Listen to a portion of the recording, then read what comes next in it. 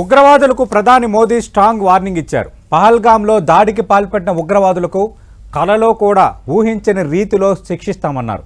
అమాయకుల ప్రాణాలను బలి తీసుకున్న ఉగ్రవాదులపై ఖచ్చితంగా ప్రతీకారం తీర్చుకుంటామన్నారు. పహల్గామ్ ఉగ్రదాడి ఘటనపై ప్రధాని మోదీ తొలిసారి బహిరంగ వేదికపై స్పందించారు. ఉగ్రదాడికి పాల్పడిన వారు భారీ మూల్యం చెల్లించుకుంటారని అన్నారు. ఇది పర్యాటకం మీద జరిగిన దాడి కాదని భారత్పై జరిగిన దాడిగా భావిస్తున్నామని మోదీ చెప్పారు. ఉగ్రవాదాన్ని మట్టిలో కలిపే సమయం వచ్చిందన్న మోదీ నిందితులకు ఊహించిన దానికంటే ఎక్కువ శిక్ష పడుతుందని చెప్పారు.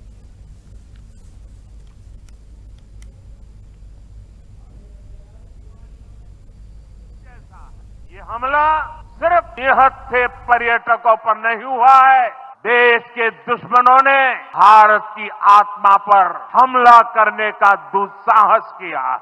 मैं बहुत स्पष्ट शब्दों में कहना चाहता हूं, जिन्होंने ये हमला किया है उन आतंकियों को और इस हमले की साजिश रचने वालों को उनकी कल्पना से भी बड़ी सजा मिलेगी, सजा मिलकर के रहेगी। अब आतंकियों की बची खुची जमीन को भी मिट्टी में मिलाने का समय आ गया है। एक जैसा है ये हमला सिर्फ निहत से पर्यटकों पर नहीं हुआ है, देश के दुश्मनों ने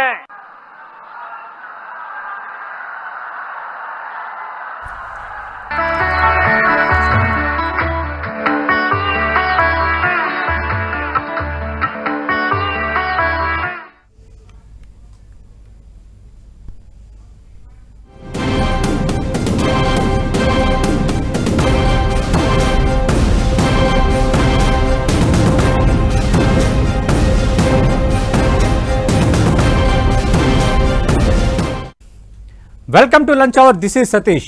పాకిస్తాన్పై భారత్ ఆంక్షల ప్రభావం ఎంత? కశ్మీర్ టూరిజం భవిష్యత్ ఏంటి? ఈ దాడి అమెరికాకు హెచ్చరిక? పాక్ను ఒంటరి చేయాలంటే ఈ ఆంక్షలు సరిపోతాయా?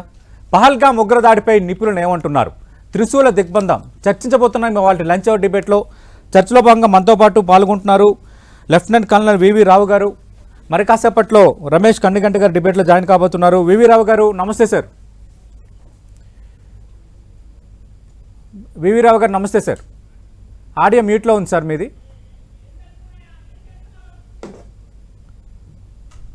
వివి రావు గారు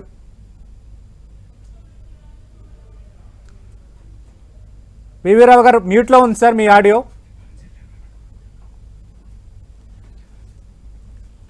రైట్, వివి రావు గారితో మనం మాట్లాడదాం. ఈరోజు ప్రధాని చేసిన హెచ్చరిక మనం చూసాం. ప్రపంచం అంతా చర్చించుకునేటట్టుగా ఖచ్చితంగా ఉగ్రవాదం ఇంకా మట్టిలో కలిసిపోయేటట్టుగా మా రియాక్షన్ ఉండబోతుందంటూ ప్రధాని మోదీ తొలిసారి బహిరంగ బీహార్ టూర్లో భాగంగా ఆయన వ్యాఖ్యానించారు.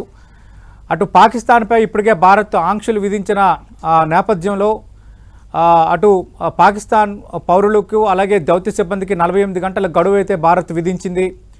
ప్రస్తుతం జమ్మూ కాశ్మీర్లో నిన్న బంద్ జరిగింది. అలాగే ప్రస్తుత ఉగ్రదాడి నేపథ్యంలో టూరిజం విషయంలో కూడా కొందరు క్యాన్సిల్ చేసుకుంటున్న పరిస్థితి కనిపిస్తోంది. ఏదేమైనా ఉగ్రదాడి అనేది ప్రపంచవ్యాప్తంగా ఒక సంచలనం కలిగించింది. ఓవరాల్గా అటు అమెరికా కానీ చైనా కానీ మిగతా దేశాలు కూడా రెస్పాండ్ అయ్యాయి. అయితే జాతీయ మీడియాలో కొన్ని కథనాలు వస్తున్నాయి.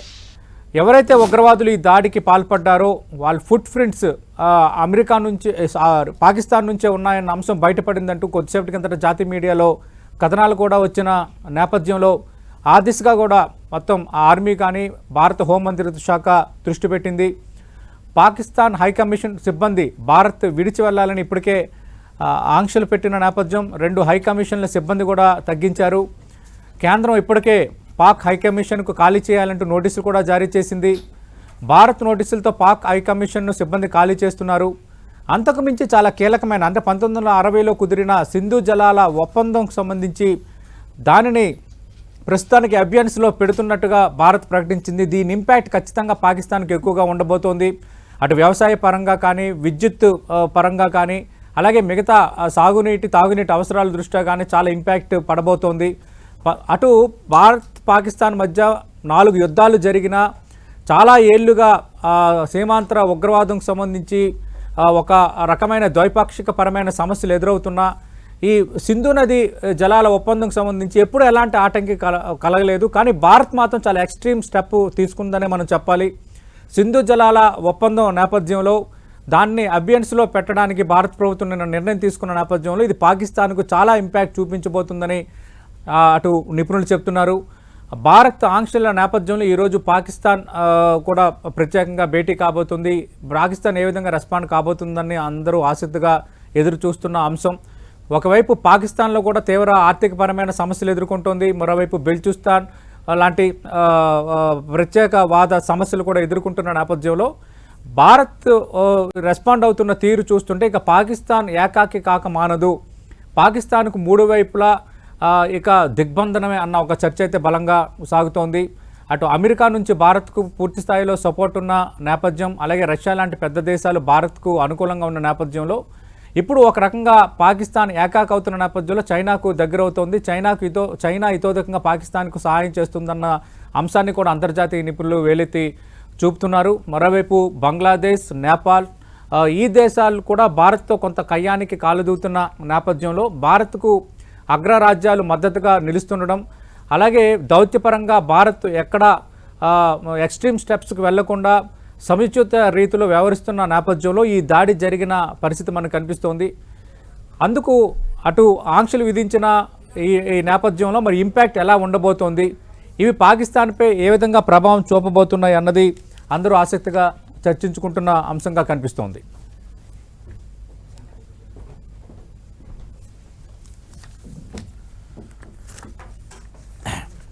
భారత్ నోటీసులతో పాక్ హైకమిషన్ సిబ్బంది ఖాళీ చేస్తున్నారు. సింధు జలాల ఒప్పందాన్ని నిలిపేతకు సంబంధించి నిన్న నిర్ణయం తీసుకుంటున్న నేపథ్యం మనం చూసాం.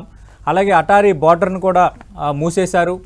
పాకిస్తాన్ వాసులు ఇండియాలోకి అనుమతించేది లేదు. ఇప్పటివరకు ఎవరికైనా వీసాలు జారీ అయి ఉంటే ఆ వీసాలను కూడా రద్దు చేస్తున్నట్టు భారత ప్రభుత్వం ప్రకటన చేసింది. ఇక అలాగే భారత్లో ఉన్న పాకిస్తాన్ పౌరులు కూడా 48 గంటల్లో భారత్ను ఖాళీ చేయాలంటూ హుకుం జారీ చేసిన పరిస్థితులు అయితే కనిపిస్తున్నాయి.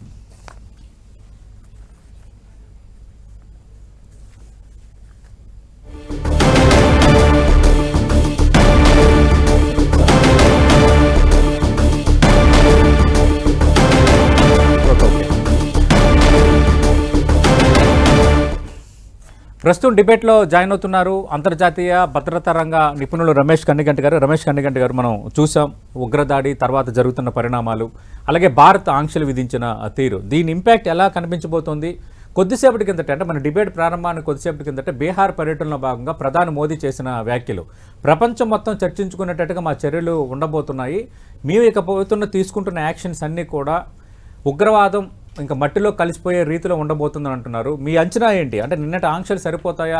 నిన్న ఆంక్షల ప్రభావం పాకిస్తాన్తో ఎలా ఉండబోతోంది? భారత్ తీసుకోబోయే స్టెప్స్ ఎలా ఉండబోతున్నాయి?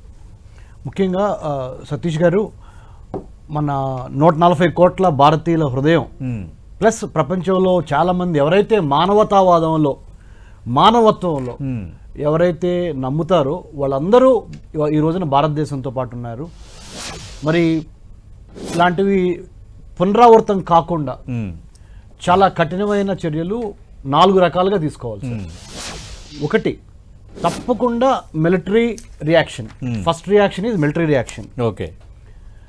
Next diplomatic reaction. Next technical open source intelligence, technical or TECHINT అంటారు, టెక్నికల్ ఇంటెలిజెన్స్, దానికి సంబంధించిన రియాక్షన్. 4వది అన్నిటికన్నా ముఖ్యంగా ప్రపంచ వేదికల మీద అంటే వరల్డ్ ప్లాట్ఫామ్స్ మీద భారత్ ఇచ్చే కౌంటర్ ఎలా ఉండాలంటే on the world stage India has to give a counter. ప్రపంచంలో ఎక్కడ ఉగ్రవాదం జరుగుతున్నా కానీ ఈ యొక్క సమాధానంతో శాశ్వతంగా దాన్ని ఎరాడికేట్ చేసే విధంగా వెళ్ళాలి. ఇక్కడ నేను మన భారతదేశ జాతీయ జెండా పట్టుకొని ఉన్నాను. మన అందరి ఎజెండా పార్టీలకు అతీతంగా, కులాలకి మతాలకి అతీతంగా ఆసేతు హిమాచలం, ఈ భారత జాతీయ జెండా రెపరెపలాడే విధంగానే మన యొక్క రెస్పాన్స్ ఉండాలి. But at the same time ఈ భారతదేశానికి సంబంధించి 11,098 కిలోమీటర్ల సముద్ర తీర ప్రాంతము, 9 కోస్తా రాష్ట్రాలు, 120 పోర్ట్లు, 180 స్మాల్ మైనర్ పోర్ట్స్. ఓకే, వీటిని కాపాడుకుంటా మన సైబర్ స్పేస్ని, మన ల్యాండ్ బోర్డర్ స్పేస్ని కాపాడుకుంటా 15,000 కిలోమీటర్లు, ఈ భారతదేశానికి 15,000 కిలోమీటర్ల ల్యాండ్ బోర్డర్ ఉంది.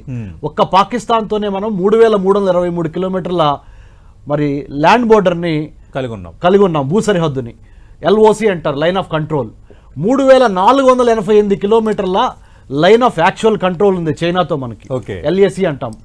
3,488 కిలోమీటర్లు చైనాతో, 3,323 కిలోమీటర్లు చిలుకు పాకిస్తాన్తో. అన్నిటికన్నా మించి అతిపెద్ద ల్యాండ్ బోర్డర్ భారతదేశానికి బంగ్లాదేశ్తో ఉంది. 4,000 కిలోమీటర్ల పై చిలుకు బంగ్లాదేశ్తో ల్యాండ్ బోర్డర్ ఉంది. మియన్మారు, భూటాను, నేపాల్ వీటితో కూడా మనకి ల్యాండ్ బోర్డర్ ఉంది. ఆఫ్ఘనిస్తాన్తో అతి తక్కువ ల్యాండ్ బోర్డర్ 106 నుంచి 108 కిలోమీటర్లు ఉంది. మొత్తం కలిసి 15,000 కిలోమీటర్ల భారత భూ సరిహద్దుని కాపాడుకోవటం కోసం మన 141 కోట్ల మంది ఆ సేతు హిమాచలం, కాశ్మీర్ నుంచి కన్యాకుమారి వరకు ఒకటవ్వాల్సిన సమయం ఆసన్నమైనది. మొదటి స్వతంత్ర సంగ్రామాన్ని చాలా విజయవంతంగా గెలిచాం బ్రిటిష్ వాళ్ళకి అగెనిస్ట్ గా. ఇప్పుడు చైనా, పాకిస్తాన్, బంగ్లాదేశ్ ఇంకా తదితర దేశాల్లో ఏదైతే జరుగుతున్నాయో కుట్రలు భారతదేశానికి వ్యతిరేకంగా, దాన్ని మనం రెండో స్వతంత్ర సమరయోధ్యంగా మార్చుకొని 2047 కల్లా భారతదేశానికి 100 ఏళ్లు పూర్తవబోతున్నాయి. ప్రజాస్వామ్యంగా పరిమళించారు 1947 నుంచి 2047 లోపల. ఉగ్రవాదాన్ని మట్టు పెడదాము అనే ఒక ప్రతిజ్ఞ మనందరూ, మన భారతీయులందరము కుల, మత, ప్రాంత, పార్టీలకు అతీతంగా. ఇంకా 22 ఏళ్ళు ఉంది, 28 ఏళ్ళు చిలుక ఇంకా ఉన్నట్టుంది. సో ఇది మనం చేయాల్సిందండి సతీష్ సార్. ఇక్కడ నేను ఒకటే చెప్తున్నాను సార్, మీకు గుర్తుండే ఉంటుంది, 2010 నుంచి నేను ఈ కంఠం, ఈ హృదయం ఉగ్రవాదానికి వ్యతిరేకంగా నేను ఎన్నో స్టడీస్ నిర్వహించి భారతదేశంలో ఉగ్రవాద నిర్మూలనకి నేషనల్ కౌంటర్ టెర్రరిజం సెంటర్ పెట్టాలని NCTC. Sir, there are two strategies to win over the counter terrorism sir. ఉగ్రవాదాన్ని ఆపటానికి 2 వ్యూహాలు ఉన్నాయి సార్. ఒకటేమో యాంటీ టెర్రరిజం అంటారు, ఇంకోటేమో కౌంటర్ టెర్రరిజం అంటారు. ఈ కౌంటర్ టెర్రరిజము, యాంటీ టెర్రరిజము తేడా ఏంటంటే, ఒకటేమో ఇమ్మీడియట్ గా రియాక్ట్ అయ్యి ఆ టెర్రరిస్టుల్ని మట్టు పెడతాము, ఇంకొకటేమో వ్యూహాత్మకంగా రాబోతున్న భవిష్యత్తులో మళ్ళీ ఇటువంటి పునరావృతం కాకుండా ఉండాలంటే ఎటువంటి మిలిటరీ పరమైన, టెక్నికల్ పరమైన, హ్యూమన్ ఇంటెలిజెన్స్ ని ముఖ్యంగా సంస్కరించుకొని మన సైన్యాన్ని గాని, మన పోలీస్ యంత్రాంగాన్ని గాని, మన ఐబీని గాని, మన రా గాని, మిగతా పారామిలిటరీ ఫోర్సెస్ గాని సమాయత్తం చేయటం ఒక స్ట్రాటజీ.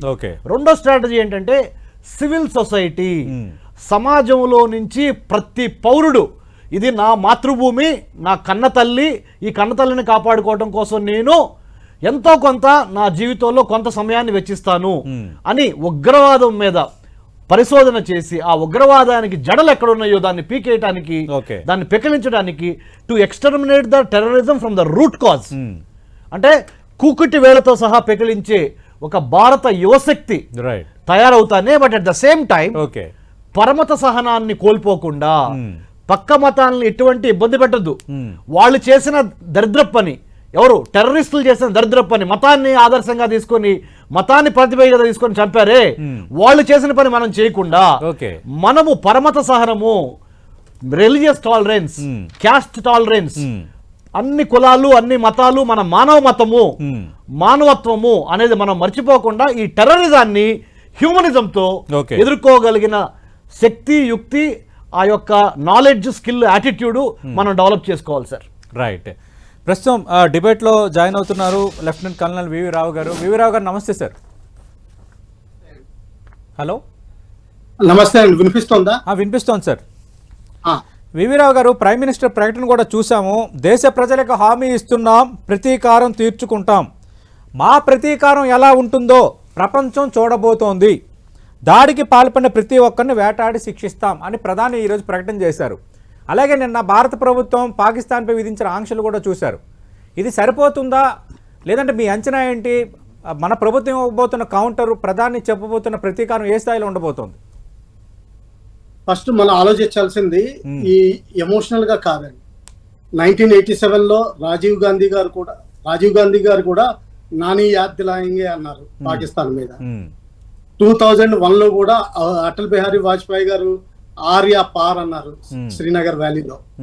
అలాగే ఇప్పుడు ప్రస్తుతం ఉన్న ప్రైమ్ మినిస్టర్ ఇలాగన్నారు. కానీ మనం ఆలోచించాల్సింది ఏంటంటే అప్పటి పరిస్థితులు వేరు, ఇప్పుడు పరిస్థితులు వేరు. ఇప్పుడు పరిస్థితులు మనకి అనుకూలంగా ఉన్నాయి, అప్పటి పరిస్థితులు అంత అనుకూలంగా లేవు. సో దీనివల్ల దౌత్యపరంగా, ఆర్మీ పరంగా, ఎకానమీలో, సోషల్గా, కల్చరల్గా అన్ని విధాలా మనం పాకిస్తాన్ని దెబ్బతీయాల్సి ఉంటుంది. ఇప్పుడు ప్రస్తుతానికి నిన్న అనౌన్స్ చేసిన మెజారిటీ అన్ని దౌత్యపరంగా, అంటే మినిస్టర్ ఆఫ్ ఎక్స్టర్నల్ అఫైర్స్ స్థాయి నుంచి చేశారు. ఇందులో 5 స్టెప్స్ లో first step Indus water treaty suspension అన్నది. ఇమీడియట్ ఇంపాక్ట్ ఏది ఉండదు, ఎమోషనల్ స్టేట్మెంట్ తప్పితే గానీ పాకిస్తాన్ కూడా పెద్ద తేడా చేయదు. ఒక చోట తేడా చేయొచ్చు. సింధ్ రాష్ట్రంలో మొన్న గొడవలు అయినాయి. ఎందుకంటే 7 కాలువలు తవ్వాలని చూస్తున్నారు హైదరాబాద్ పైనుంచి చోలిస్తాన్ అని, మన బికనీర్ జైసల్మేర్ ఆపోజిట్ ఏరియాకి. ఆ కెనాల్స్ కి ఎగ్నెస్ట్ గా సింధ్ ప్రాంతంలో గొడవలు జరిగినాయి. ఆ గొడవలు ఉధృతం అవ్వచ్చు, కానీ రియల్ ఇంపాక్ట్ ఆన్ గ్రౌండ్ మనం 5 ఏళ్ల వరకు పెద్ద చేయలేము. ఎందుకంటే దానికి డ్యామ్స్ కట్టాలి, హైడ్రో ఎలక్ట్రిక్ ప్రాజెక్ట్స్ కట్టాలి, ఇవన్నీ ఉన్నాయి. రెండోది ఏంటంటే ఒకవేళ మనం ఇది చేసినా గానీ మనకి కౌంటర్ గా చైనా ఇవ్వగలదు. ఎందుకంటే బ్రహ్మపుత్ర నది వాళ్ళు సేమ్ థింగ్ చేస్తున్నారు, డ్యామ్స్ కట్టి వాటర్ ని కంట్రోల్ చేయాలని చూస్తున్నారు. దానివల్ల మనకి ఇంపాక్ట్ అరుణాచల్ ప్రదేశ్ లో ఉంటుంది, అస్సాం స్టేట్ లో ఉంటుంది, అఫ్ కోర్స్ బంగ్లాదేశ్ కి ఎక్కువ ఉంటుంది. అస్సాంకి ఎందుకంటారా, మనం ఇప్పుడు ప్రస్తుతానికి గౌహతికి సీ రూట్ ద్వారా నావిగేషన్ రూట్ పెట్టుకున్నాం. ఎప్పుడైతే బ్రహ్మపుత్ర నదిలో వాటర్ తగ్గిపోతుందో అప్పుడు ఈ నావిగేషన్ ఇంపాసిబుల్ అయిపోతుంది, ఆ రూట్ క్లోజ్ అయిపోతుంది. ఇది కూడా మనం ఒకటి ఇంటర్నేషనల్ గా గమనించాల్సిన విషయం. అందుకనే దౌత్యపరంగా కూడా చాలా తెలివిగా చేశారు. సస్పెన్షన్ అన్నారు కానీ అబ్రిగేషన్ అనలేదు. అవును. సో దీనివల్ల సింధు ప్రాంతాల్లో కొంచెం గొడవలు అవుతాయి. సౌత్ పంజాబ్, పాకిస్తాన్ పంజాబ్, ఎక్కడైతే ఈ చోలిస్తాన్ డెజర్ట్ వస్తుందో ఆ ఏరియాలో కాలువలు తవ్వి దాన్ని ఇరిగేషన్ చేయాలనుకుంటున్నారు. ఆ ఏరియాలో పంజాబీస్ కొంచెం దెబ్బతింటారు, ఇంకంతకంటే ఇంపాక్ట్ ఉండదండి. మిగతా అంటారా అన్ని చిన్న చిన్న స్టెప్స్, టూరిజం వాళ్ళు వచ్చేది దానికి వీసాలు ఇవ్వకపోవడం, మన వాళ్ళని వెనక్కి పిలవకపోవడం, దీని ఇంపాక్ట్ పెద్దగా ఉండదు. ఎందుకంటే ఇప్పటికే ట్రేడ్ రిలేషన్స్ లేవు మనకి. అవును. ఇంకా ఎకనామీ బ్లాకేడ్ కంటే నన్ను అడిగితే మెయిన్ మనం చేయాల్సింది ఏంటంటే కరాచీ హార్బర్ ని మొత్తం, కరాచీ అండ్ గ్వాదర్ హార్బర్ ని మనం నేవల్ బ్లాకేడ్ చేయాలి. ఆ నేవల్ బ్లాకేడ్ ఎప్పుడైతే అయిందో వాళ్ళ ట్రేడ్ మొత్తం ఆగిపోతుంది. ఇరాన్ పైనుంచి పర్మిట్ చేయదు, ఆఫ్ఘనిస్తాన్ పర్మిట్ చేయదు, ఇండియా పర్మిట్ చేయదు, కేవలం చైనా పర్మిట్ చేస్తుంది. ఇంకా ట్రేడ్ కేవలం బై ఎయిర్ తప్పితే కానీ ఇంకా ఏది సాధ్యం కాదు. ఇంకా మిగతా నిన్న అనౌన్స్ చేసిన అటారీ బోర్డర్ క్లోజ్, ఆ డ్రామా ఎప్పటి నుంచో మేము రికమెండ్ చేస్తున్నాం. ఆ డ్రామా ఎప్పుడు క్లోజ్ చేస్తేనే బెటర్ అని. చాలా మొన్నే ఒక 4 రోజుల క్రితం చూసి వచ్చాను ఆ ఏరియా. చాలా ఇరిటేటింగ్ గా ఉంది ఆ డ్రామా, అది క్లోజ్ చేయడమే మంచిది. ఇప్పుడు ఇంకా మిలిటరీలీ అంటారా, మనం ఇప్పుడు వరకు ఏంది అడ్వాన్స్ అవ్వలేదు, వాళ్ళు మాత్రం తయారీలో ఉన్నట్టున్నారు. ఇదే ఒకవేళ సిచ్యువేషన్ ఇంకొంచెం ఉధృతమైతే మాత్రం, అంటే ప్రతీకారం ఎలా ఉంటుందో ప్రపంచం చూడబోతుందన్న ప్రధాని వ్యాఖ్యల్లో, అంటే స్టెప్ ఏ స్థాయిలో ఉండబోతుంది, అందరూ షాక్ తినేటట్టుగా ఉండబోతుందన్న ఒక అర్థం ప్రతిధ్వనిస్తోంది. అలాంటి పాకిస్తాన్కి షాక్ ఇచ్చేలాంటి ఇనిషియేటివ్ కానీ, డెసిషన్ కానీ, రిటార్ట్ కానీ ఉండొచ్చా? మన వైపు నుంచి ఎక్స్పెక్ట్ చేయొచ్చా ఈ సందర్భంలో? ఎప్పటి నుంచో అంటున్నాం పిఓకని రీఇంటిగ్రేట్ చేద్దామని జమ్మూ కాశ్మీర్ లో. ఆ జమ్మూ కాశ్మీర్ లో రీఇంటిగ్రేషన్ చేయడానికే వాళ్ళకి 12 ఎమ్మెల్యే సీట్లు ఇంకా వదిలేసే ఉన్నాయి. జేఎన్కే అసెంబ్లీలో 12 సీట్లు ఎప్పుడు ఖాళీగా ఉంటాయి. ఆ 12 సీట్లు ఫుల్ చేయడానికి వాళ్ళని ఆ ఏరియాస్ మనం తిరిగి తీసుకోవాల్సి ఉంటుంది. అటువంటి ప్రయత్నాలు చేసే అవకాశం చాలా ఎక్కువ ఉంది.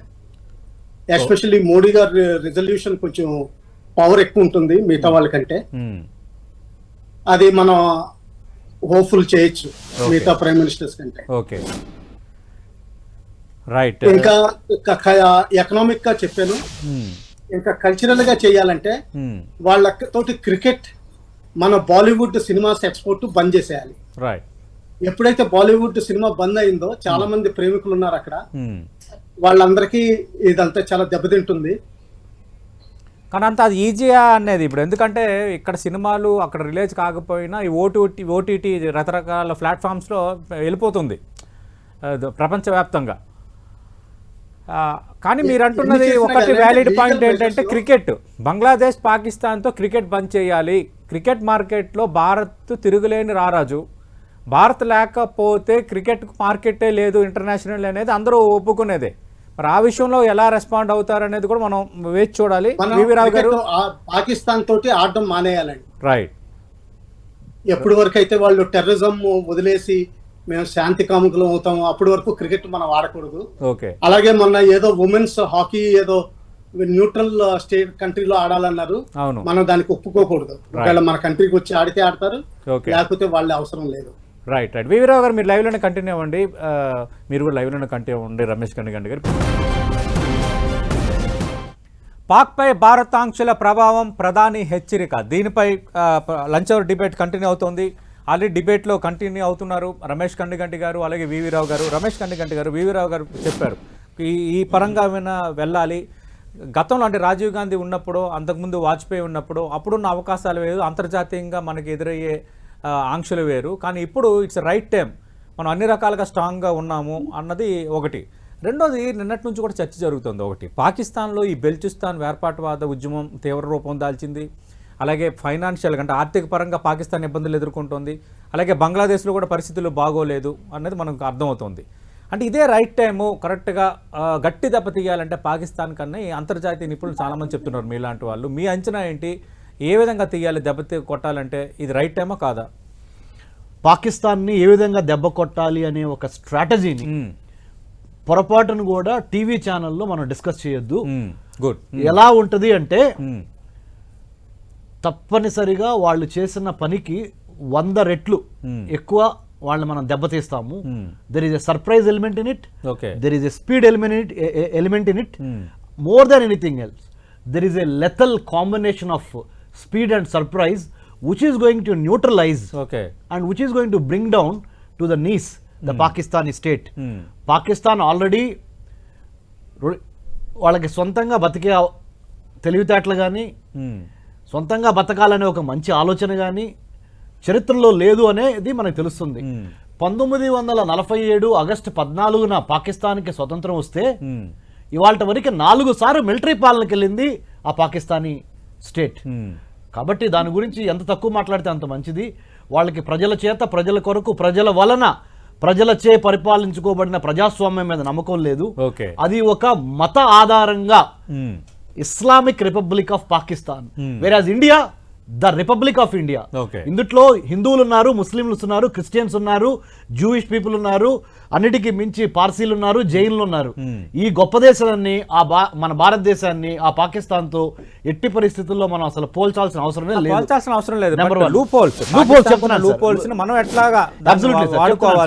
దేర్ ఆర్ 2 ways అండి సతీష్ గారు. సింబాలిక్ టార్గెట్, సాఫ్ట్ టార్గెట్ అని ఉగ్రవాదం పరిభాషలో 2 రకాల విభజనలు ఉంటాయి. అంటే ఒక సింబల్ మీద కొడతాం మూలాన దేశం మొత్తాన్ని అతలాకుతలం చేయటం, టెర్రరిస్ట్ ఎట్లా ఆలోచిస్తాడనే చెప్తున్నా నేను. ఇంకొకటి సాఫ్ట్ టార్గెట్. సాఫ్ట్ టార్గెట్ అంటే ఎవరు? Railway stations, bus stations, amusement parks, మన గార్డెన్స్, నిన్న జరిగిన టూరిస్ట్ ప్లేసెస్, ఇవన్నీ సాఫ్ట్ టార్గెట్. అంటే ఒక సర్ప్రైజ్ ఎలిమెంట్ తో వచ్చి మనల్ని ఎనిమి కొడతాడు, టెర్రరిస్ట్ వచ్చి కొడతారు. సింబాలిక్ టార్గెట్లు అంటే పార్లమెంటు, అసెంబ్లీ, రిజర్వ్ బ్యాంకు లేదా చారిత్రక కట్టడాలు, వీటిని కొడతాం ద్వారా మిమ్మల్ని మేము కొట్టాము అని టెర్రరిస్టులు చేస్తారు. JD Vance American vice president భారతదేశంలో ఉన్నప్పుడు అదొక సమయాన్ని ఎంచుకున్నారు వాళ్ళు. ఇంకొకటి సాఫ్ట్ టార్గెట్ ఎంచుకున్నారు, ఇది symbolic target. JD Vance happens to be in India, ఇది symbolic target. Tourist touring in Baisaran valley, in Pahalgam, in Anantnag district, in Jammu and Kashmir అనేది ఒక సాఫ్ట్ టార్గెట్. ఆర్మీ కానీ, మెడికల్ వ్యాన్స్ కానీ, అంబులెన్సెస్ కానీ సైట్కి అంటే ఆ స్థలానికి చేరుకోకుండా దూరంగా కొండల్లో, మినీ స్విట్జర్లాండ్లో మన పర్యాటకులు ఉన్నప్పుడు దాన్ని అదను చూసి కొట్టారు వాళ్ళు. తప్పనిసరిగా దీని వెనక చాలా ప్రీ ప్లానింగ్ జరిగింది. ఇది సాఫ్ట్ టార్గెట్కి సింబాలిక్ టార్గెట్. అన్ఫార్చునేట్లీ, దురదృష్టవశాత్తు 2025 ఏప్రిల్ 22 లష్కర్-ఈ-తైబాకి సంబంధించిన ఒక ఆఫ్ షూట్ అయిన ద రెసిస్టెంట్ ఫ్రంట్ అనే ఒక ఆర్గనైజేషన్ ఓకే ఏదైతే 28 మందిని పొట్టన పెట్టుకుందో టెర్రరిస్టు ఘాతకానికి పాల్పడి టిఆర్ఎఫ్ వాళ్ళందరూ దీని వెనక చాలా రెక్కీ చేసి సింబాలిక్ టార్గెట్ ని సాఫ్ట్ టార్గెట్ ని రెండింటిని చూస్ చేసుకున్నారు. సో ఓకే వాళ్ళు ఏం చేశారో మనకు అనవసరం, మన ప్రజలు మనం ఎట్లా కాపాడుకోవాలి అనే ఒక ప్రోయాక్టివ్ స్టాన్స్ లో ఆలోచించినప్పుడు సువిశాల భారతదేశానికి 1200 యూనివర్సిటీస్ ఉన్నాయి సతీష్ గారు. 1200 యూనివర్సిటీస్ లో లక్షల మంది యువ విద్యార్థులు ఉన్నారు. వీళ్ళందరికీ దేశ భద్రత గురించి, దేశ రక్షణ గురించి, భారతదేశం చుట్టుపక్కల ఉన్న దేశాలు ఎన్ని, అందుట్లో మన శత్రువు ఎవరు, మిత్రులు ఎవరు, ప్రపంచ రాజకీయాలు ఏంటనేది BTech, BCom, BA, BSc, MTech, MBBS దేంతో సంబంధం లేదు. నేషనల్ సెక్యూరిటీ స్టడీస్, జాతీయ భద్రత, జాతీయ రక్షణ అనేది ఒక పాఠ్యాంశంగా ప్రతి విద్యార్థికి వెళ్ళిన రోజున అప్పుడేమవుతుందంటే మన ఆర్మీకి, మన ఎయిర్ ఫోర్స్ కి, మన నేవీకి మనం బలం ఇచ్చిన వాళ్ళం అవుతాము, మనం రెడీగా ఉంటాము. సో అటువంటి సన్నద్ధత నేషనల్ కౌంటర్ టెర్రరిజం సెంటర్ పెట్టాలి, ఇర్రెస్పెక్ట్ ఆఫ్ యువర్ పొలిటికల్ ఎన్ఎస్ఎస్ మీరు ఇప్పుడు చైర్మన్ గా ఉన్నారు. అవునండి, నేషనల్ సెక్యూరిటీ స్టడీస్ కి రీసెంట్ గా నన్ను యూనివర్సిటీ గ్రాంట్స్ కమిషన్ యూజీసీ నియమించింది, నన్ను చైర్మన్ గా చేసింది. ఇప్పుడు మా బాధ్యత ఏంటంటే మా కమిటీలో ఇప్పుడు 2 వైస్ ఛాన్సలర్స్ కూడా ఉన్నారు. ఒకళ్ళు యూనివర్సిటీ ఆఫ్ జమ్మూ నుంచే, for your kind information, university of Jammu vice chancellor, university of Allahabad, మా జేఎన్యూ ఢిల్లీ జేఎన్యూలో ఉన్న ఒక ప్రొఫెసర్ కూడా దీంట్లో ఉన్నారు. ఇంకా 4-5 ప్రొఫెసర్స్ ఉన్నారు. బట్ ఆ చైర్మన్షిప్ మనకి రావడం మూలాన నేను తప్పకుండా భారతదేశాన్ని ఆసేతు హిమాచలం కాపాడటానికి చక్కటి సిలబస్ రాసి జాతీయ రక్షణ, జాతీయ భద్రత మీద, cyber security, artificial intelligence, maritime security, coastal సెక్యూరిటీతో పాటుగా నక్సలిజాన్ని, టెర్రరిజాన్ని, కమ్యూనలిజాన్ని ఎదిరించడానికి ఏం చేయాలో ఆ మొత్తం పాఠ్యాంశాల ప్రణాళికల యూజీసీ ద్వారా 1200 యూనివర్సిటీస్ లో ప్రవేశపెట్టి మన భారతీయ విద్యార్థుల్ని ఒక బుల్లెట్ లాగా అక్రాస్ ద బోర్డర్ వెన్నులో వణుకు పుట్టించే విధంగా చేసే బాధ్యత మనకు వచ్చింది. కాబట్టి నేను తప్పనిసరిగా ఆ బాధ్యత నెరవేర్చి మన జాతీయ జెండా సగర్వంగా వితౌట్ టెర్రరిజం, ఓన్లీ హ్యూమనిజానికి, మన యొక్క డెవలప్మెంట్కి, మన యొక్క ప్రాస్పరిటీకి, సేఫ్టీ సెక్యూరిటీకి ముందలు తీసుకెళ్లే విధంగా మనం ప్రయత్నం చేయాల్సిన అవసరం వచ్చింది సార్. రైట్, వివి రావు గారు. రైట్, అంటే మనకి ఇంకా అంతర్జాతీయంగా ఎదురవుతున్న సపోర్ట్ అనేది అంటే ఎంత పాజిటివ్ చూడాలి అందులో? ఎందుకంటే ఇక్కడ చైనా వర్సెస్ భారత్ మధ్య రిలేషన్స్ ఎలా ఉన్నాయో మనకు తెలుసు. మొన్న ఏదో 75 సంవత్సరాలు అయ్యింది కాబట్టి మనం ఆరోగ్యకరమైన వాతావరణంలో మన 2 దేశాలు ద్వైపాక్షికంగా ముందుకెళ్లాలని చైనా ఒక ప్రకటన చేసి ఉండొచ్చు. కానీ తెర వెనక చైనా తవ్వే గోతుల కోసం మనందరికీ ఒక అంచనా ఉంది. అందుకు చైనాకి పాకిస్తాన్ దగ్గరవుతున్న వాతావరణం, మనకి అమెరికా, రష్యా, మిగతా దేశాల సపోర్ట్ మనకు ఉంది. అంటే ఇవన్నీ పనికొస్తాయా? పాకిస్తాన్ని ఒంటరి చేయడానికి భారత్కి ఇవన్నీ అస్త్రాలుగా అవుతాయా, లేదంటే పైపైన చూడాల్సిన పరిస్థితి? ప్రస్తుతం ఉన్న పరిస్థితిలో మనకున్న ఇంటర్నేషనల్ స్టాండింగ్ చాలా హైగా ఉందండి. అమెరికా, రష్యా, యూరప్, దాదాపు మిడిల్ ఈస్ట్ కంట్రీస్, అలాగే south east Asian nations, Australia, Japan, ఇవన్నీ కూడా సార్క్ నేషన్స్ ఎక్సెప్ట్ పాకిస్తాన్ తప్పించి ఇవన్నీ, అండ్ బంగ్లాదేశ్, మిగతా అన్ని మనకి సపోర్ట్ గానే ఉన్నాయి. మనకి సపోర్ట్ గా లేవు అన్నవి ఏంటంటే బంగ్లాదేశ్ నిన్న నుంచి ఆయన ఒక సానుభూతి సందేశం కూడా ఇచ్చినట్టు ఎక్కడా కనిపించట్లేదు. చైనా సానుభూతి సందేశం ఇచ్చింది, కానీ ఒకవేళ నిజంగా యుద్ధం వస్తే వాళ్ళకి వేరే ఆలోచనలు రావచ్చు. ఎందుకంటే మనం బహుశా పీఓకేలో ఆపరేషన్ చేస్తున్నాం అనుకోండి, వాళ్ళకి లడాక్ గుర్తుకొస్తుంది. ఎందుకంటే లడాక్ కూడా ఈస్టర్న్ పోర్షన్ అయితే మనం వెస్టర్న్ పోర్షన్ లో చేస్తున్నాం. అలాగే ఈస్టర్న్ పోర్షన్ లో కూడా ఒక 5000 స్క్వేర్ కిలోమీటర్స్ పాకిస్తాన్ తెలివిగా 1962లో చైనాకి డొనేషన్ కింద ఇచ్చింది.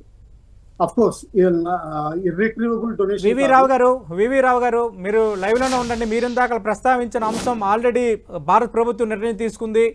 బ్రేకింగ్ న్యూస్ చూస్తున్నాం మనం 10 టీవీలో. పాకిస్తాన్ నటులు నటించిన సినిమాలపై నిషేధం విధిస్తూ భారత ప్రభుత్వం నిర్ణయం తీసుకుంది. ఆ బ్రేకింగ్ మనం చూస్తున్నాం. కొద్దిసేపటి కిందట ఇదే డిబేట్లో అలా చేయాలని చర్చించాం. బట్ భారత ప్రభుత్వం డెసిషన్ మనం చూడొచ్చు. ఫవాద్ ఖాన్ నటించిన అబీర్ గులాల్ సినిమాపై కూడా నిషేధం విధించారు. భారత్లో పాక్ సినిమాలు అలాగే నటులపైన నిషేధం విధిస్తూ ప్రభుత్వం నిర్ణయం తీసుకుంది. ఈ నిర్ణయం ఎలా ఉండాలంటే అసలు ఓటీటీలో ఎక్కడ కూడా అవైలబుల్ లేనట్టుగా ఉండాలి, ఖచ్చితంగా పాక్ సినిమా మార్కెట్ను షేక్ చేసేటట్టుగా ఇబ్బంది పెట్టేటట్టుగా ఉండాలన్నది నిన్నటి నుంచి సోషల్ మీడియాలో ట్రెండింగ్ అవుతున్న అంశం. అలాగే క్రికెట్కి సంబంధించి కూడా మరి క్రికెట్కి సంబంధించి కూడా దేశవ్యాప్తంగా ఇంత చర్చ జరుగుతుంది కాబట్టి మరి ఎలాంటి నిర్ణయం తీసుకోబోతుంది భారత ప్రభుత్వం అన్న చర్చ కూడా జరుగుతుంది. సోషల్ మీడియాలో పాకిస్తాన్ బంగ్లాదేశ్తో క్రికెట్ మ్యాచ్లు ఆడకూడదు, ఇక టూరిజం లేదు, ఇంకేమీ లేదు, యాంటీ టెర్రరిజం అనేది ఒక ఎజెండా కావాలి అన్న అంశం అయితే దేశవ్యాప్తంగా ఒక ట్రెండింగ్ ఇష్యూగా ఉన్న పరిస్థితుల్లో పాకిస్తాన్ ప్రధానంగా టెర్రరిజం విషయంలో తగ్గే వరకు పాకిస్తాన్తో అసలు క్రికెట్ అనేది ఆడకూడదు, ఖచ్చితంగా అది పాక్ క్రికెట్ పైన ఇంపాక్ట్ చూపించబోతున్న అంశం అని అందరూ చర్చిస్తున్నారు. కాబట్టి మరి భారత ప్రభుత్వం ఎలాంటి నిర్ణయం తీసుకుంటుందో చూడాలి. ఒక కీలకమైన అంశానికి ఇప్పటికైతే భారత ప్రభుత్వం నిర్ణయం తీసుకుంది. మనం బ్రేకింగ్ న్యూస్ చూస్తున్నాం. భారత్లో పాక్ సినిమాలు నటులపై నిషేధం విధిస్తూ ప్రభుత్వం నిర్ణయం తీసుకుంది, కేంద్రం నిషేధం విధించింది. అలాగే ఫహీద్ ఖాన్ నటించిన చిత్రం పైన కూడా నిషేధం విధించింది. వివిరావు గారు, ఫస్ట్ ఈ నిర్ణయం పైన మీ స్పందన ఏంటి? మనం ఇందాక అనుకున్నట్టుగానే కల్చరల్ గా ఇది బ్లాకేడ్ అండ్ కల్చరల్ బ్లాకేడ్ చాలా important. Cultural and sports blockade కేవలం హెల్త్ కోసం మన ఇండియాకు వచ్చేవాళ్ళు చాలా మంది బీద పాకిస్తానీ వాళ్ళు ఉంటారు, వాళ్ళని మాత్రం పర్మిట్ చేసి మిగతా అన్ని ఫ్లో చేయాలి. అలాగే ఇంకా దీని తర్వాత ఎకనామిక్ బ్లాకేడ్ స్టార్ట్ చేయాలండి. మన ఇండియన్ నేవీని లేకపోతే కోస్ట్ గార్డ్ ని పాకిస్తాన్ గోదర్ దగ్గర నుంచి కరాచీ వరకు out side exclusive economic zone పెట్టి 200 కిలోమీటర్స్ దూరంలో పెట్టి బ్లాకేడ్ పెడితే చాలా ఇంపాక్ట్ ఉంటుందండి. ఎందుకంటే వాళ్ళకి ఇంకా వేరే దారి ఉండదు, అది చూసుకోవాల్సిన అవసరం ఎంతైనా ఉంది. ఇక మిలిటరీ యాక్షన్ అంటారా, దాని గురించి ప్లాన్స్ జరుగుతూనే ఉంటాయి. ప్రస్తుతానికి అది ఆప్షన్ లాస్ట్ లో పెట్టుకుందామండి. సరే సార్, వివిరావు గారు మీరు లైవ్లోనే ఉండండి సార్. రెండోది ఇక ఇంకో బ్రేకింగ్ కూడా వచ్చింది సార్, చాలా బిగ్ బ్రేకింగ్ వచ్చింది సార్. మనం డిబేట్లో ఏమైతే చర్చిస్తున్నామో దానికి సంబంధించి డిబేట్ జరుగుతున్న సమయంలోనే పరిష్కారాలు కూడా దొరికిపోతున్నాయి. కోట్లాది మంది భారతీయులు దాడి జరిగిన నేపథ్యంలో అవన్నీ నెరవేరే వాతావరణం కనిపిస్తుంది. మరో బ్రేకింగ్ చూస్తున్నాం. భారత cricket control of India BCCI కీలక నిర్ణయం తీసుకుంది. ఇకపై పాకిస్తాన్తో భారత్ మ్యాచ్లు ఉండవు. మనం జస్ట్ ఒక 5 నిమిషాలు కూడా అవ్వలేదు మనం చర్చించి, దానికి సంబంధించి BCCI చాలా కీలక నిర్ణయం తీసుకుంది. ఎక్కువ మంది నిన్న నుంచి ట్రెండ్ చేస్తున్నారు పాకిస్తాన్తో మ్యాచ్లు ఆడకూడదని. ఇకపై పాకిస్తాన్తో భారత్ మ్యాచ్లు ఉండవని BCCI డెసిషన్ తీసుకుంది. దానికి సంబంధించిన బ్రేకింగ్ మనం చూస్తున్నాం. అటు కల్చరల్ అండ్ స్పోర్ట్స్ బ్లాకేజ్ అనేది చాలా ఇంపార్టెంట్ ఒక దేశాన్ని ఏకాకి చేయడానికి. పాకిస్తాన్ విషయంలో క్రికెట్ అనేది అత్యంత కీలకమైనది. భారత్ మార్కెట్ క్రికెట్కి సంబంధించి చాలా కీలకమైనది. భారత్ పాకిస్తాన్ మ్యాచ్ అంటే అటు కాసుల పంట, అటు ICCకి కానీ BCCI కానీ అలాగే పాకిస్తాన్ క్రికెట్ కంట్రోల్ బోర్డ్ PCBకి కానీ ఇక భారత్ పాకిస్తాన్తో మ్యాచ్లు ఉండవు అని ఒక నిర్ణయం తీసుకుంది. కాబట్టి ఖచ్చితంగా పాకిస్తాన్ క్రికెట్ని నిర్ణయం అనేది కుదిపైపోతోంది. ఎందుకంటే రేపొద్దున చాలా టోర్నమెంట్లు ఉన్నాయి. త్వరలో ఒలింపిక్స్లో 6 జట్లు ఆడే విధానంలో ఒక ఆతిథ్య జట్టుగా అమెరికా ఉంటే మిగతా ICCలో టాప్ 5 ర్యాంక్స్ ఉన్న జట్టులు క్రికెట్ ఆడబోతున్నాయి. అయితే ICC ర్యాంకింగ్స్ ప్రకారం పాకిస్తాన్ 6వ స్థానంలో ఉంది కాబట్టి అక్కడ ఛాన్స్ లేదు. కానీ త్వరలో చాలా టోర్నమెంట్లు ఉన్నాయి, పాకిస్తాన్ పాల్గొనడానికి ఛాన్స్ ఉన్నాయి. ఆసియా కప్తో పాటు చాలా టోర్నమెంట్లు ఉన్నాయి. దానికి సంబంధించి ఇప్పుడు అంతర్జాతీయంగా క్రికెట్ మార్కెట్ ఎదురు చూస్తుంది. భారత్ ఆడాలనే, ప్రతి టోర్నమెంట్లో ఆడాలనే అంతర్జాతీయ క్రికెట్ కోరుకుంటుంది, అంతర్జాతీయ క్రికెట్ అభిమానులు కోరుకుంటారు. అంత మార్కెట్ ఉంది భారత్లో క్రికెట్కి. కానీ ఇప్పుడు పాకిస్తాన్తో మ్యాచ్లు ఉండవని BCCI నిర్ణయం తీసుకోవటం అనేది ఇది పాకిస్తాన్కు చాలా గట్టి దెబ్బ. దానికి సంబంధించిన బ్రేకింగ్ మనం చూస్తున్నాం. ఇక ద్వైపాక్షిక మ్యాచ్లు కూడా ఉండవు. అలాగే పాక్తో తటస్థ వేదికలతో భారత్ ఆడుతుంది, అది కూడా కేవలం ICC కారణంగానే ఆడుతుందన్న అంశాన్ని కూడా BCCI ప్రస్తావించింది. దీనిపైన మీ స్పందన ఏంటి క్రికెట్కి సంబంధించి? సతీష్ సార్, ఇప్పుడు వరకు చాలా ఇదివరలో క్రికెట్ పరంగా చాలా వరకు మనకి ఎప్పుడు మనకి ఇబ్బందులు వచ్చిన గొడవలు జరిగినా కానీ క్రికెట్ టైస్ మనం కట్ చేసాం. అవును, ఇది కొత్త ఏం కాదు. కల్చరల్ పరంగా కూడా సినిమాలను ఆపాము, ఇది కూడా కొత్త కాదు. కొత్త అయిన విషయాలు చెప్తాను నేనండి ఇప్పుడు ఏం జరగబోతున్నాయో. అష్ట దిగ్బంధనం అంటారు. అంటే 8 వైపుల నుంచి పాకిస్తాన్ మీద మూకుమ్మడి దాడి చేయాలి. ఆ 8 ఏంటో చెప్తాను. ఫస్ట్ చెప్పండి సార్. ఎకనామిక్ గా, ఆర్థికంగా దాని గొంతు నొక్కేయాలి. నెంబర్ 1. ఆర్థికంగా తర్వాత రాజకీయంగా తర్వాత ఈ కల్చరల్ పరంగా అంటే సాంస్కృతిక, సినిమా, సాహిత్యం లాంటివి. తర్వాత క్రీడారంగము, తర్వాత స్పేస్, తర్వాత సైబర్ స్పేస్, ఓకే, దాని తర్వాత ప్యూర్ మిలిటరీ టాక్టిక్స్ అంటే అక్రాస్ ద బోర్డర్, ఇంకా దాని తర్వాత 7వది అన్నిటికీ ముంచిది మ్యారిటైమ్ స్పేస్ అంటే సముద్ర ప్రాంతంగా బ్లాకేడ్ చేయటం, ఇది 7వది. 8వది అతి ఇంపార్టెంట్ ఫైనల్ది ఏంటంటే ఈ దెబ్బతో ఆ పాకిస్తాన్లో ఉన్న ప్రభుత్వం కుప్పగోలాలి. అదేంటంటే ఈ 7 దిగ్బంధనాలు ప్రజలకి, సివిల్ సొసైటీ అంటే పాకిస్తాన్లో ఉన్న సాధారణ జనతకి తెలిసి వాళ్ళు సొంతంగా శ్రీలంకలో అయితే ఎట్లయితే శ్రీలంక అధ్యక్షుడిని అధ్యక్ష భవనంలోకి బయటికి లాగారు, ఆ విధంగా లాగి కొట్టాల్సిన తరుణంగా కోసం మనము మన మీడియా, ముఖ్యంగా మన మీడియా ద్వారా ప్రపంచం మొత్తానికి తెలిసేటట్టు కథలు కథనాలు రాసి ఉన్నాయే ఫ్యాక్ట్సే రాసి ప్రాపర్గా డిప్లొమాటిక్ ఛానల్ ఉపయోగించి అంటే దౌత్యం అన్నిటికన్నా సామం దానం భేదం దండం 4 వాడి ఈ అష్టదంగబోధనం స్ట్రాటజీ వాడి వాళ్ళని కొడతాం అనేది జరగాలి. దీంతో పాటు ఫైనల్ గా జాతీయ రక్షణ, జాతీయ భద్రత అనేది మనం ఎలా అయితే గాలి పీలుస్తున్నామో చాలా సహజంగా న్యాచురల్ గా మన రక్తంలో ప్రతి అణువు భారతీయుల్లో స్త్రీ గాని పురుషుడు గాని నా జాతిని నేను కాపాడుకోవాలంటే నా శత్రువులు ఎవరు నా మిత్రులు ఎవరు అనే ఒక కాన్షియస్నెస్, అవేర్నెస్ ప్రతి భారతీయుడికి దీంతో రావాలి. ఇది జరగాలండి. రైట్, చాలా వ్యాలిడ్ పాయింట్స్ చెప్పారు అష్టదిగ్బంధనకు సంబంధించి రమేష్ కన్నిగంటి గారు. ప్రస్తుతం ఫోన్ లైన్ లో ఉన్నారు స్పోర్ట్స్ జర్నలిస్ట్ వెంకటేష్ గారు. వెంకటేష్ గారు నమస్తే సార్, సతీష్ మాట్లాడుతున్నారు. నమస్తే సతీష్ గారు. సార్ ఎలా తీసుకోవాలి సార్ బీసీఐ నిర్ణయం? నిన్నటి నుంచి చర్చ జరుగుతోంది, ఈరోజు బీసీఐ నిర్ణయం తీసుకుంది. పాకిస్తాన్తో ఇక మ్యాచ్లు ఉండవని ప్రకటించారు. ఇది ఎప్పటి వరకు మనం ఎక్స్పెక్ట్ చేయొచ్చు? దీని ఇంపాక్ట్ ఎలా ఉండబోతోంది? అయితే ఇది కొత్తగా తీసుకున్న నిర్ణయంలా నాకు అనిపించలేదు సార్. ఎందుకంటే మనం ఆల్రెడీ 2006-07 లో అనుకుంటా మనం ఆఖరిసారి పాకిస్తాన్ తో ఒక ద్వైపాక్షిక సిరీస్ ఆడాం.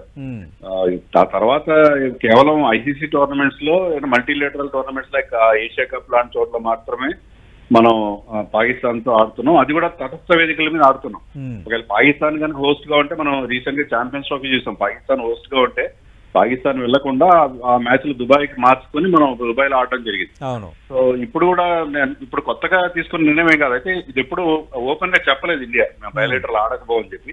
ఇప్పుడు ఏంటి పూర్తిగా సంబంధాలు కట్ చేసుకున్నామని చెప్పారు. ప్రధానంగా ఉద్దేశం ఏంటంటే పాకిస్తాన్ తో ఉన్న మ్యాచ్లు ఆడితే దాని ద్వారా వచ్చే ఆదాయాన్ని మళ్ళీ ఈ టెర్రరిస్ట్ యాక్టివిటీస్ కి మరలిస్తారు. పాకిస్తాన్ కి ఏ రకంగా కూడా ఆదాయం సమకూరే పనులు ఏం చేయకూడదన్న ఉద్దేశంతో ప్రభుత్వం ఈ నిర్ణయం తీసుకున్నట్టుగా మనం భావించాం. సార్ ఇంకా రాబోతున్న రోజుల్లో ఏ సిరీస్లు ఉన్నాయి సార్? దీని ఇంపాక్ట్ పాకిస్తాన్ పై ఎలా ఉండబోతుంది? పాకిస్తాన్ క్రికెట్ కంట్రోల్ బోర్డుపై ఎలా ఉండబోతుంది? అంటే నెక్స్ట్ ఇయర్ మనం ఇండియాలో ఐసీసీ T20 వరల్డ్ కప్ నిర్వహించబోతున్నాం. దాంట్లో పాకిస్తాన్ మనం అంటే ఇప్పుడున్న ఒప్పందం ప్రకారం అంటే పాకిస్తాన్ మ్యాచ్ తటస్థ వేదిక మీద జరగాలి. అప్పుడు మరి ఆడతారో లేదో చూడాలి. బహుశా ఇక మీదట మనం ఇన్ని రోజులు ఐసీసీ ఏం చేస్తున్నారంటే ఇండియాని పాకిస్తాన్ ఒకటే గ్రూప్ లో పెడుతున్నారు. దానివల్ల ఇండియా పాకిస్తాన్ మ్యాచ్ ఖచ్చితంగా జరగడం, దాంతో అది ఒక పెద్ద మనీ స్పిన్నర్ గా మారడం అనేది మనం చూసాం. బహుశా ఇన్ ఫ్యూచర్ లో ఆ ఇద్దరిని ఒకే గ్రూప్ లో పెట్టకుండా పాకిస్తాన్ తో మనకి ఐసీసీ టోర్నమెంట్ లో కూడా వీలైనంత వరకు వాళ్ళు ఫేస్ టు ఫేస్ మ్యాచ్ ఆడే ఒక సిచ్యుయేషన్ లేకుండా ఇండియా ప్రయత్నించే అవకాశం. అంటే లీగ్ మ్యాచ్ల్లో ఒకవేళ మీరు అన్నట్టుగా చేస్తే లీగ్ మ్యాచ్లు ఎదురు కాకపోవచ్చు, కానీ మళ్ళీ సెమీఫైనల్స్లో ఎక్కడో ఎదురయ్యే ఛాన్సెస్ ఉంటాయి కదా? అది ఉంటాయి, డెఫినెట్ గా ఉంటాయి. అప్పుడు అక్కడ డెసిషన్ తీసుకుంటారు. They will take the call at that point అని అనుకోవాలి. వీలైనంత వరకు పాకిస్తాన్ తో ఇక మీదట ఆడకూడదు. ఎందుకంటే గతంలో కూడా మనం అనేక సందర్భాలు చూసాం. మన దేశంలోని చాలా రాజకీయ పక్షాలు పాకిస్తాన్ తో ఐసీసీ టోర్నమెంట్లు ఆడుతుంటే కూడా ఎలా ఆడతారు మీరు? ఒకవైపు వాళ్ళు టెర్రరిస్ట్ యాక్టివిటీస్ మన దేశంలో ఎంతగా వాళ్ళు ఇక్కడ నుంచి వాళ్ళు స్పాన్సర్ చేస్తున్నారు. ఆ టైంలో మనం వెళ్ళి ఎలా ఆడతాం? ఈవెన్ మల్టీలేటరల్ టోర్నమెంట్స్ లో కూడా ఆడడానికి వీల్లేదని చెప్పి చాలా డిమాండ్ రావడం కూడా మనం చూసాం. సో ఈ ప్రస్తుతానికైతే ఈ గ్రూపింగ్ అనేది మనం ఇటీవల కాలంలో అది వరల్డ్ కప్ కానివ్వండి, ఛాంపియన్స్ ట్రోఫీ కానీ ఏది జరిగినా కూడా ఇద్దరిని ఒకటే గ్రూప్ లో పెట్టి, ఎందుకంటే దానికి వచ్చినంత రెవెన్యూ దేనికి రాదు. ఐసీసీ ఆ రకమైన ఒక ఏర్పాటు చేయడం చూసాం. భవిష్యత్తులో అలాంటిది ఉండకపోవచ్చు. అంటే ఈ తటస్థ వేదికల పైన ఆడటం అంటే మళ్ళీ పాకిస్తాన్తో ఆడటమే. అసలు పాకిస్తాన్తో ఆడొద్దు అనేది ఎక్కువ మంది కోరుకుంటుంది. అది ఎక్స్పెక్ట్ చేయొచ్చా? అదే పాకిస్తాన్ తో ఏ రకంగా కూడా ఎలాంటి సిచ్యుయేషన్ లో కూడా పాకిస్తాన్ తో తలపడకూడదనే మనం అనుకోవాలి. ఎందుకంటే గతంలో ఇండియాకి ఇలాంటి ఎక్స్పీరియన్స్ ఉంది. సౌత్ ఆఫ్రికా వర్ణ వివక్ష అపార్థైడ్ సిస్టమ్ పాటిస్తున్నప్పుడు మనం ఒకసారి డేవిస్ కప్ లో ఫైనల్కి వెళ్ళాం టెన్నిస్ లో. అప్పుడు ఇండియా ఫైనల్ లో ఆడకుండా ఫైనల్ ఫోర్ఫిట్ చేశారు. వాళ్ళకి గెలుపు ఇచ్చేసి ఇండియా తప్పుకోవడం జరిగింది. మీరు అన్నట్టుగా ఒకవేళ ఏ సెమీస్ లోనో ఫైనల్ లోనో వాళ్ళు తలపడాల్సి వస్తే ఇండియా ఆ మ్యాచ్ ని కన్సీడ్ చేసి వెనక్కి తిరిగే అవకాశం కూడా ఉంటుంది. ఓకే, పరిస్థితి ఇలాగే ఉంది. రైట్. థ్యాంక్ యూ వెంకటేష్ గారు. సార్ ఒక లాస్ట్ పాయింట్ మీరు అనుమతిస్తే సార్, ఈ ఉగ్రవాద చర్య ఏదైతే జరిగిందో దీన్ని తేలిగ్గా తీసుకోవద్దు. దీని నుంచి మనము కొన్ని పాఠాలు నేర్చుకొని మన హైదరాబాద్, ముంబై, చెన్నై, బెంగళూరు, ఢిల్లీ, తర్వాత మన అహ్మదాబాదు, కొచ్చిన్, ఇలా ప్రతి ప్రాంతంలోనూ ఒక అవేర్నెస్, ఒక ప్రిపేర్డ్నెస్ అంటే ఒకవేళ అవాంఛనీయ సంఘటనలు ఏమన్నా జరిగితే ఓకే ఏ విధంగా మనం ఉండాలి అనే దాని మీద కూడా చాలా ప్రిపేర్డ్నెస్ ఉండాలి. చాలా ఇంట్రెస్టింగ్ అండ్ పెయిన్ఫుల్ బ్రేకింగ్ ఇప్పుడు నేను చదవబోతున్నాను. హై కమిషన్ పైన భారత్ ఆంక్షలు విధించిన నేపథ్యంలో హై కమిషన్లో కేక్ కట్ చేసి సంబరాలు జరుపుకున్నారు. ఒక వ్యక్తి కేక్ పట్టుకెళ్ళాడు అన్నది అంటే ఎంత ఫూలిష్గా ఉన్నాయి థింగ్స్ అనేవి. బివి రావు గారు, దీన్ని మీరు ఎలా అర్థం చేసుకుంటున్నారు సార్? ఢిల్లీలో పాకిస్తాన్ హై కమిషన్లో సంబరాలు జరిగాయి, ఒక వ్యక్తి కేక్ని పట్టుకు వెళ్తే మీడియా కంటపడ్డాడు.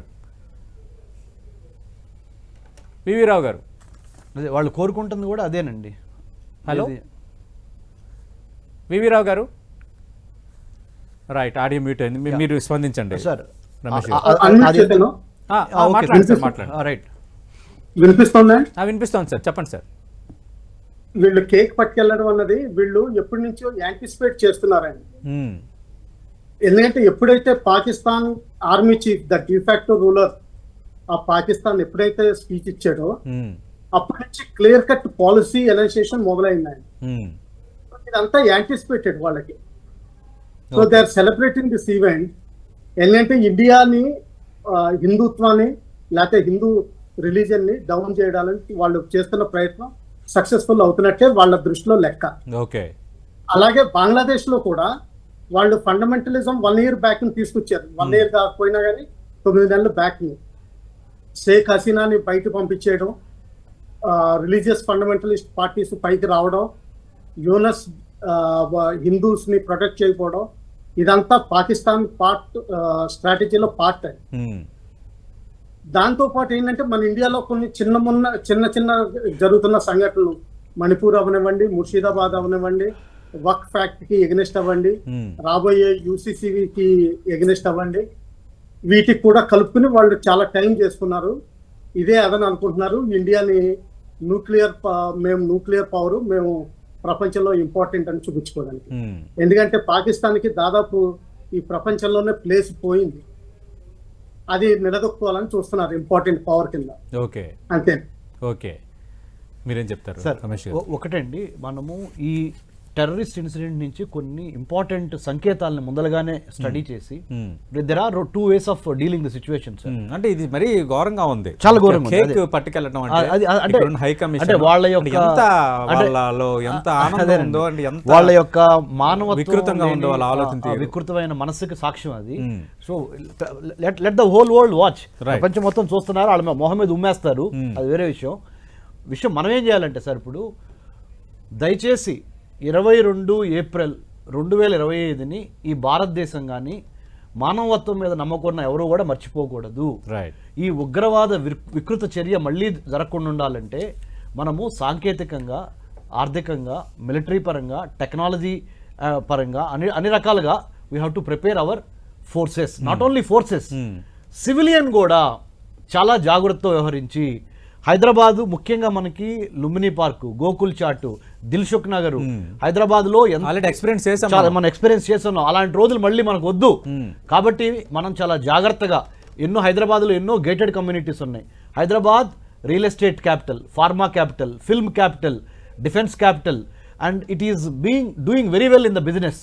కాబట్టి మనం చాలా జాగ్రత్తగా మన హైదరాబాద్ నగరాన్ని, మన భాగ్య నగరాన్ని కాపాడుకోవడానికి ప్రజలందరూ, గేటెడ్ కమ్యూనిటీస్లో ఉన్న కూడా ఒకసారి మీ గేటెడ్ కమ్యూనిటీలో మీరే కలయజరగండి, చూసుకోండి మంచి చెడు. ఒక రకమైన సివిల్ కమ్యూనిటీ పోలీసింగ్ అనే ఒక కాన్సెప్ట్ని, అంటే సమాజమే మనమే మనల్ని కాపాడుకోవాలి. ఎందుకంటే 1,00,000 మంది జనాభాకి 120 మంది పోలీసులు ఉన్నారు, చాలరు. 1,00,000 మంది జనాభాలో 120 మంది పోలీసులు ఎట్లా కాపాడతారు చెప్పండి సార్? కాపాడలేరు. కాబట్టి ప్రజలే తమ ప్రాణాలని, తమ మానాన్ని, తమ ఆస్తుల్ని రక్షించుకోవడానికి సెల్ఫ్ డిక్లైర్డ్ ఒక ఒక ఒక సోల్జర్గా, ఓకే, ఒక పోలీస్ ఆఫీసర్గా తను మార్చుకోవాలి. మార్చుకొని పోలీస్ శాఖతో సహకరిస్తా, గవర్నమెంట్తో సహకరిస్తా, in collaboration and coordination with the law enforcement agency, we all have to come together under one umbrella, one flag, that is India, Bharat. వచ్చి మనల్ని మనం కాపాడుకోవాల్సిన, వీ హ్యావ్ టు షో. ఎప్పుడైతే క్రైసిస్ ఉందో సార్, అప్పుడే నాయకుడు బయటకు వస్తాడు. This is the time to showcase our character and capability. Right. Thank you Ramesh Ganti గారు, థ్యాంక్ యూ వివి రావు గారు. ఇది తాజా పరిణామాలపై ten TV lunch hour debate. చాలా కీలకమైన డెసిషన్స్. పాక్ నటులు నటించిన సినిమాలు, పాక్ సినిమాలపై నిషేధం విధిస్తూ భారత ప్రభుత్వం నిర్ణయం తీసుకుంది. అలాగే పాకిస్తాన్తో ద్వైపాక్షిక మ్యాచ్లు ఉండవంటూ బీసీఐ కూడా చాలా కీలక నిర్ణయం తీసుకుంది. ఇంత దేశవ్యాప్తంగా ఈ ఉగ్ర దాడిపై అందరూ బాధపడుతున్న నేపథ్యంలో, అంతర్జాతీయ సమాజం సాలిడిటరీ ప్రకటిస్తున్న నేపథ్యంలో, ఢిల్లీలో ఉన్న పాక్ హై కమిషన్ కార్యాలయంలో ఒక వ్యక్తి కేక్ పట్టుకు రావటం అనేది, అంటే పాకిస్తాన్ ఎంత వికృతంగా ఆలోచిస్తుంది అనడానికి ఇంతకు మించిన నిదర్శనం లేదు. ఇంకా ప్రజలే తెలుసుకోవాలి. ఇది వాటి లంచ్ అవర్ డిబేట్.